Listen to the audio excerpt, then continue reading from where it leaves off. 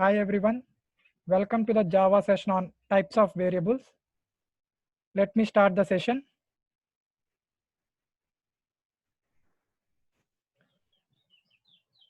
In this session, we are mainly going to discuss what are the types of variables available in Java and some important points regarding each type of the variable. Okay, let me give you the first classification of variables based on type of value they are representing. Based on the value they are representing, variables are classified into mainly two types. The first type is primitive variables and the second type is reference variables. Whereas primitive variables represents only primitive data, which is nothing but byte, short, int, char, float, double, and boolean. All the primitive variables are holding only primitive data. Example, see here, int x equals to 10. We know that integer is a primitive data type, right? So here x is a primitive variable. Whereas coming to the reference variables, these are used to refer an object.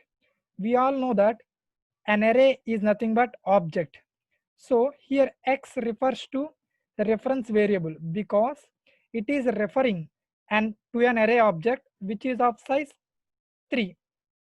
Okay, let me give you the second classification. The second classification is based on position of declaration of the variables. Based on the position of declaration of the variables are classified into three types. The first one is instance variables, the static variables, and the local variables. We will discuss in detail about all these types of variables in the next slides. Okay, let me go to the next slide. Observe, the first one is instance variables.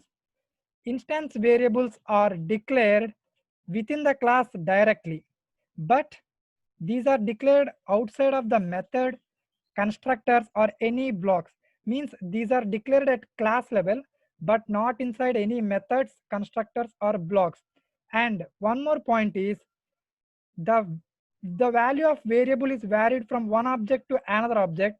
It is better to declare that variables as instance. Observe carefully.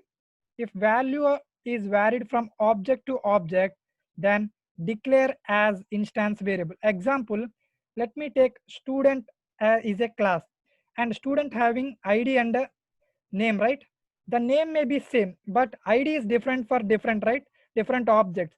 Every student having unique id. So try to, it is better to declare it as a instance variable because every student having unique id. Okay, observe this. For every object, a separate copy of instance variables will be created. Okay, whenever you create an object, a separate copy of instance variables will be created, and instance variables will be created at the time of object creation, and these will be destroyed at the time of object destruction. Okay, and one more point, in Java there is some memory areas like heap memory, stack memory, and method areas like that. Objects generally, entire object related content will be stored in the heap memory. So that's why instance variables are very specific to objects, right? So instance variables will also be stored in heap memory, heap area. Okay, I hope all these points are clear for everyone. Respond in the chat box.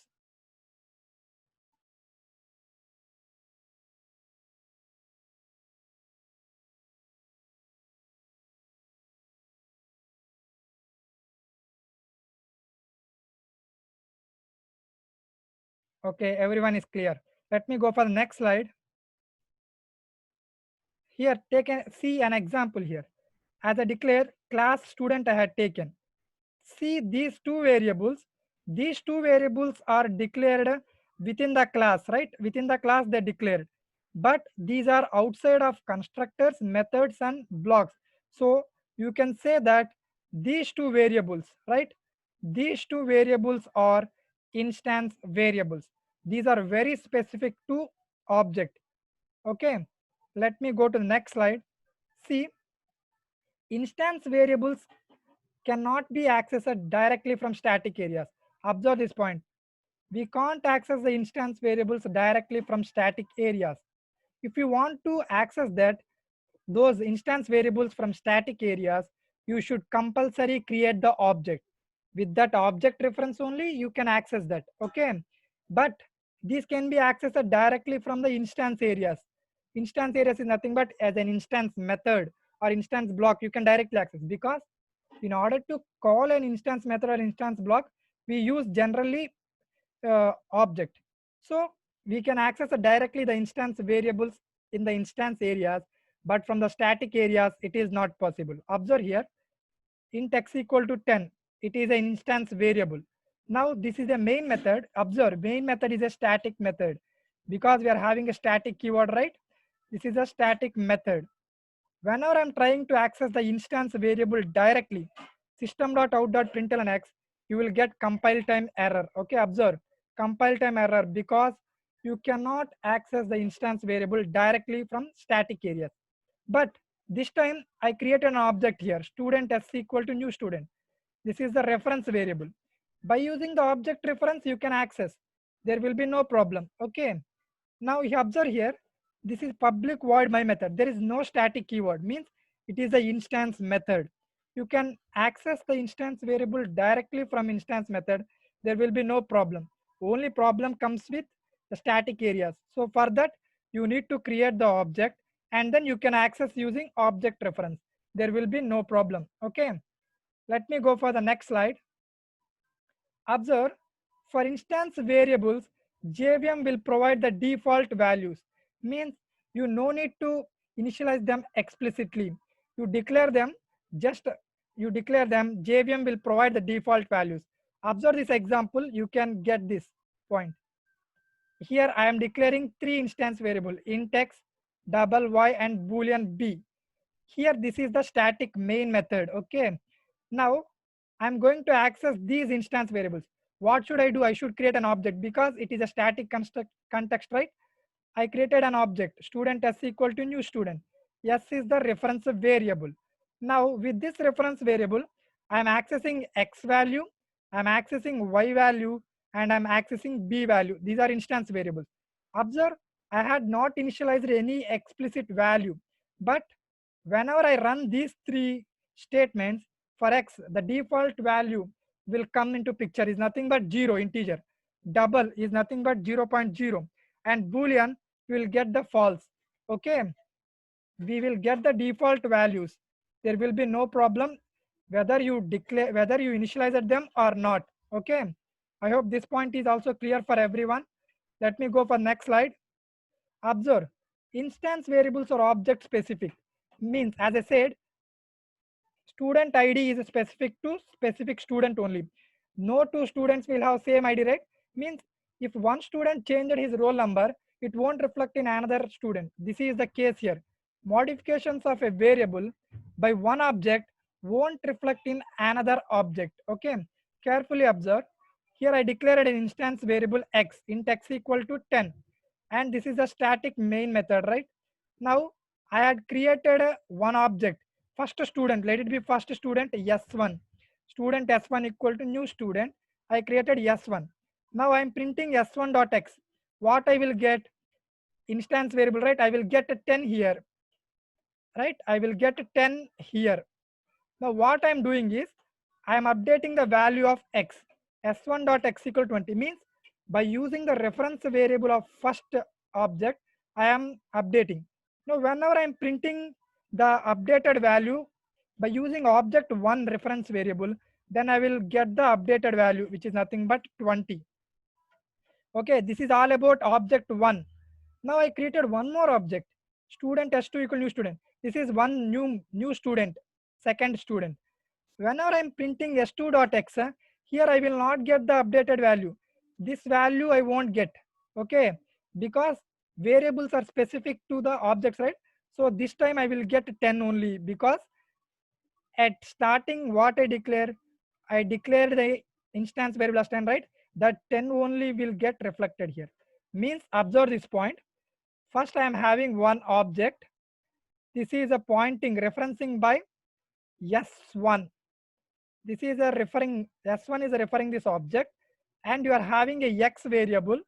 First you are having a x variable which is having the value of 10. Now I updated it by using s1 reference. S1 reference updated to 20. I updated, I will get 20. Now I created one more object, second object. This is a student 2. Observe, s1 point to one object, s2 points to the different object. Means what I am having, whenever I created the object, then instance variables will be initialized, right? Definitely x will be 10 here. So what I will get, whenever I print s2.x, I will get 10. Whenever I print s1.x, I will get 20. I hope this point is clear for everyone. Respond in the chat box.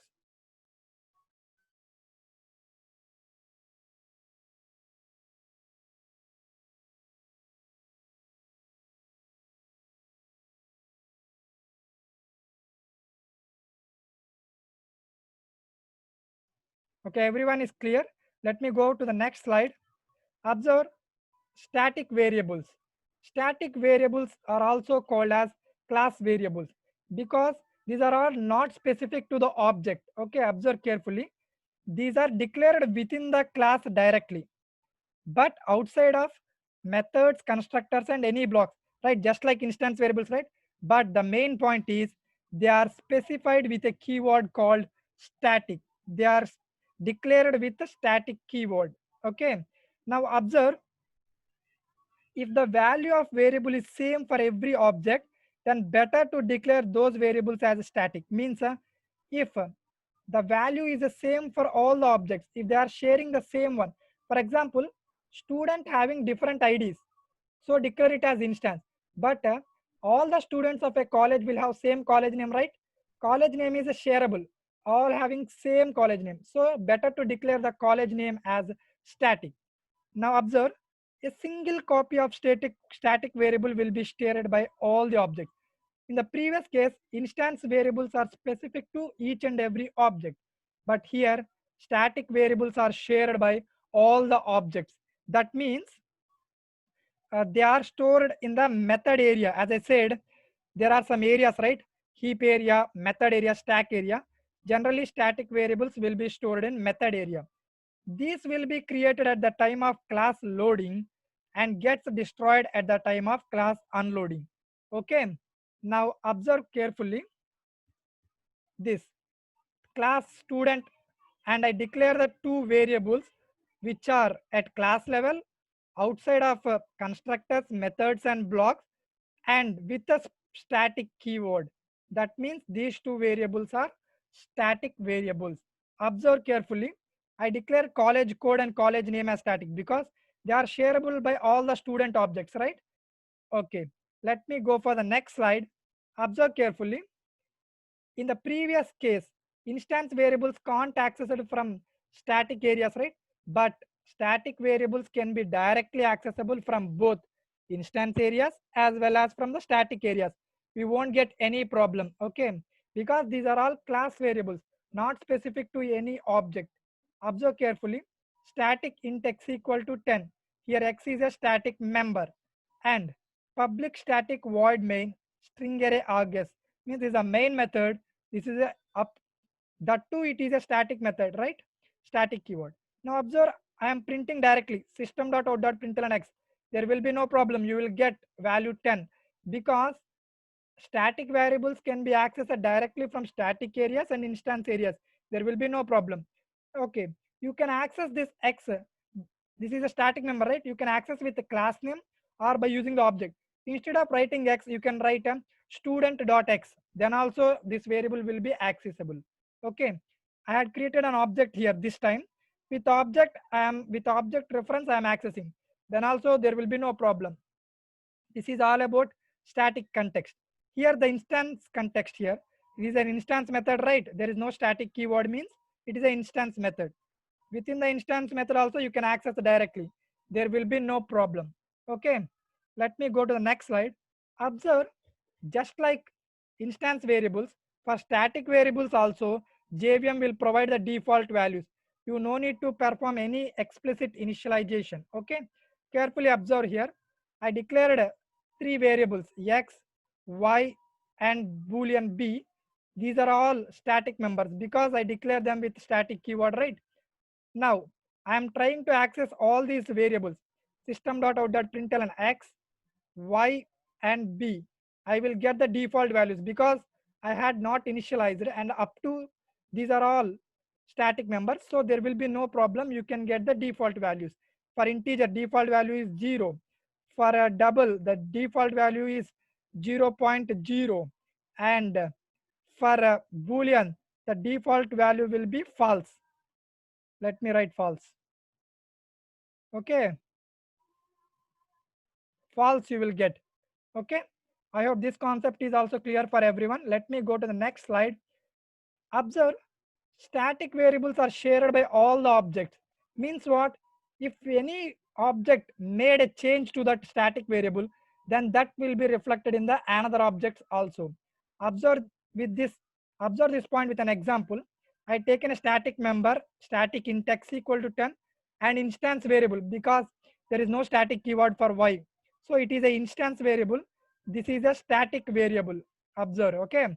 Whenever I am creating one object, student S1. S1 is the first object, first reference I created. I am updating both the values, the static value and the instance value. And I am printing the updated values here. S1.x is nothing but what? This time I will get 1000, right? Because I updated now. I updated. So I will get S1.x is nothing but 1000. S1.y I updated, right? So I will get this time 2000. I got 2000 this time. But whenever I'm creating second object, student S2 equal to new student, this is the second object. Carefully observe. S2.x. X is what type of variable? Static variable. Static variable is updated by S1. So that updation will be reflected here because static variable is shared by all the objects now. So here the updation will be reflected. But whenever you are going to print s2.y, you won't get this 2000. This 2000 won't be reflected. Instead of 2000, you will get the 20 here. Okay. As I mentioned, instance variables are very specific to object. One object changes the value, then that value will won't reflect in another object. But static variables, if you change the value, then it will be reflected in the another objects also. Let me check the chart box.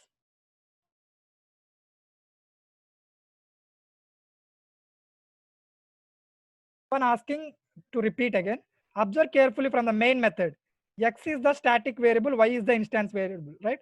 This is an object. This is the first object. This is nothing but S1. Okay. S1 is referring that. What is having? X is a static variable, right? So it will be shared by all the objects. So write it S side. Okay. Now Y is the instance variable. So it is specific to object. First object it is specific. And the value of Y is how much? Value of Y is 20. Now observe here. By this line I am updating X value and Y value by using the reference variable of S1. Now S1.x it got modified to 1000. S1.y it got modified to 2000. Now observe carefully. I am creating one more object here. Student S2. This is the second object. Okay. And S2 is pointing to the different object. This is S2. Now observe carefully. Whenever you created an object, instance variables will be initialized. So Y value will be 20 for this object. Okay. Now whenever I'm printing s2.x, s2.y, s2.x is nothing but 1000 because this is a static member which is shared by all the objects. So you can access it. s2.y is a 20. Okay. Instance variables are specific to the object, whereas static members will be shared by all the objects. I hope this time your doubt has been clarified. Okay. Let me go to the next slide. The local variables. These are the special variables where we declare for specific temporary purpose only. Okay. Observe, these variables are declared within the methods, constructors, or blocks. These are temporary variables, means they are available within the block we declared. Block is nothing but this curly braces. Within the curly braces, they are available. If you declare here, those are available within this block only. Outside of the block, they are not available. And local variables will be created at the time of block execution and destroyed at the end of execution of the block, and these will be stored in stack area in the memory. Okay, and let me go to the next slide. Observe carefully. This is a class student. This is a static variable, we know. Now observe, int j equal to 0, j less than or equal to j plus plus. Here j value will be local to this for block only, this for loop only. Outside of this for loop, you can't able to access that. Inside you can access, there will be no problem. If you are trying to access outside, you will get error here. J, variable j is not found.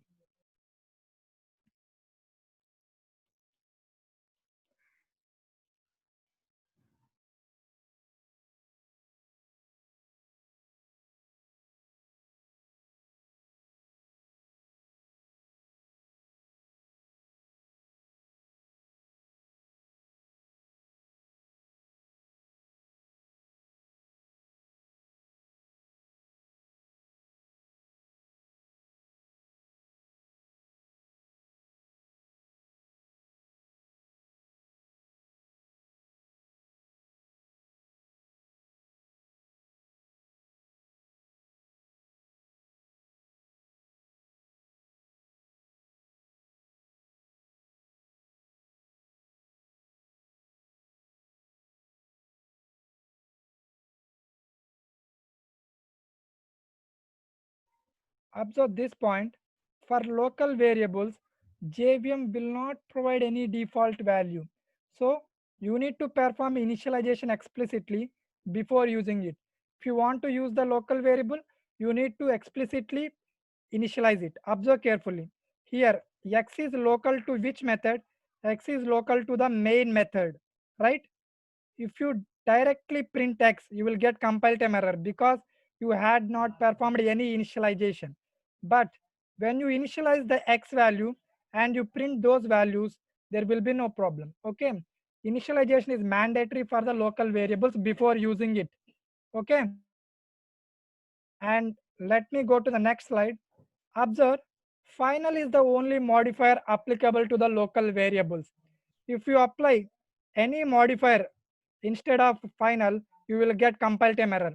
Public, private, protected, these are all not applicable because these are all not class level variables, right? Local variables are having special scope, which is nothing but block level. So you can declare it final so that it won't get updated.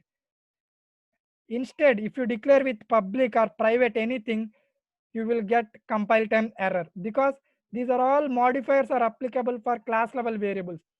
This is nothing but instance and a static variables you can apply, but for the local variables you can't apply. And let me do the coding part. Let me show you all these examples through program.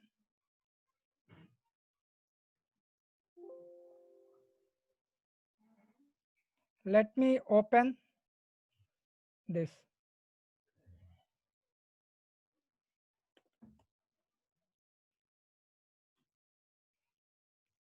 Observe the first one, instance variables example I'm going to show you. See this example. Here I declared two instance members, SID and SName, student ID and student name. First, whenever I am accessing it directly in the static area, I am getting compile time error because instance variables can't be accessed directly. Now I am creating an object for it and this time I am accessing. So I am not performing any initialization. So I will get default values here.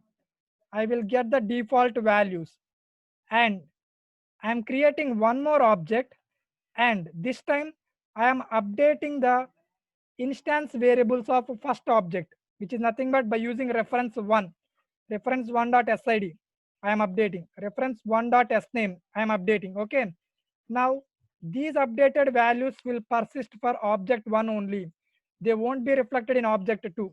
Observe carefully. Whenever I'm printing using reference 1, I will get the values. But whenever I'm printing the SID and SNAME values for object 2, I am not getting those values. Okay.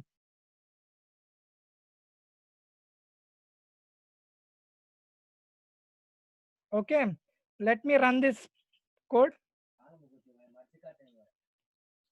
Mark hand.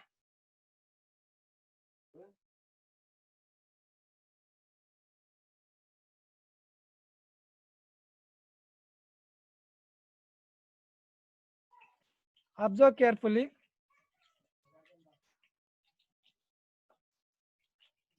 Java C student instance.java. Now I'm getting the errors because here I'm getting the compile time error because I'm accessing the instance variables directly in the static context. Okay. Now observe how I will change. I will comment here. Now observe this program. This will run fine and I'm running this, right? Default values I'm getting. If I'm modifying in object 1, it will reflect in only object 1 and object 2 values will be as it is, not reflected. Okay. And let me open the next problem. The second one, which is nothing but static variables example. Observe the static variables example. Here I had taken two static variables, college ID and college name. I am accessing them directly. There will be no problem for static members, right? I can access them in both in static context and in instance context. There will be no problem. And reference one is this. I am creating an object. Now, whenever I am printing, I will get the default values for the static member. JVM will provide default values. But whenever I am using the reference 2, means observe, I am modifying the values, which is nothing but the static variables, college ID and college name, using the reference 1, means first object.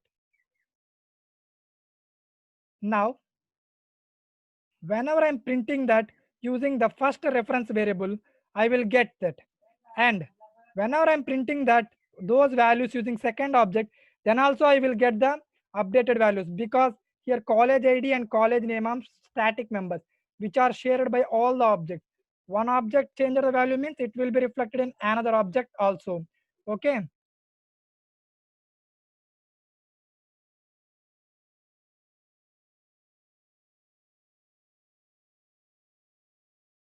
Run this here. Java C student static example. Okay. There will be no problem. And let me run this.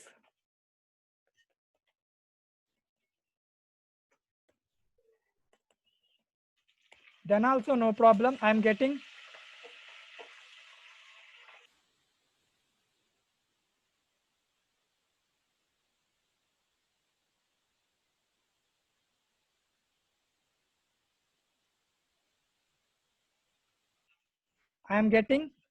the null value, default values, and updated in one object. This will also reflect in another object also.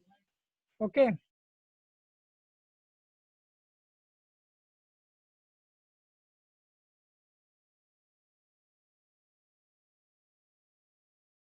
Observe this example.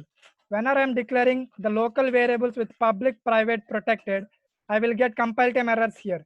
But there will be no problem with the final modifier. And I declared a local variable and I'm going to access it. But I'm not initialized, right? So I will get compile time error here. But whenever I initialize, I will get the value. And this j is local to the for loop, so it will be accessible within this for loop only. Outside of the for loop, you can't access. Let me check all these cases.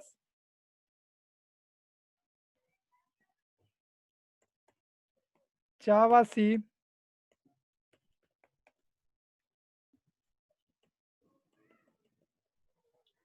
student local dot java. Observe illegal start of expression, public, private, and protected. So let me comment all these lines. Okay, now this time let me run the code. Let me compile the code. So J is not accessible, right? Out of for loop, J is not accessible. So let me comment this also and let me compile. So I is also not initialized. So this is also error. Let me comment out this. Let me clear the screen and compile it freshly. This time there will be no problem, right?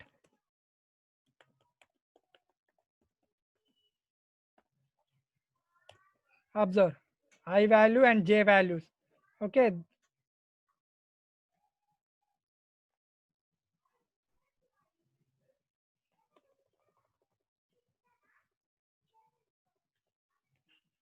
this is all about today's session. We declared we had gone through about the static variables, instance variables, and local variables, some declarations, initializations about that, and some important points about the types of variables available in Java. We will come up with some more topics in next session. Thank you. Thank you for your participation. For recorded videos, go through the Coding for Freshers channel. Thank you.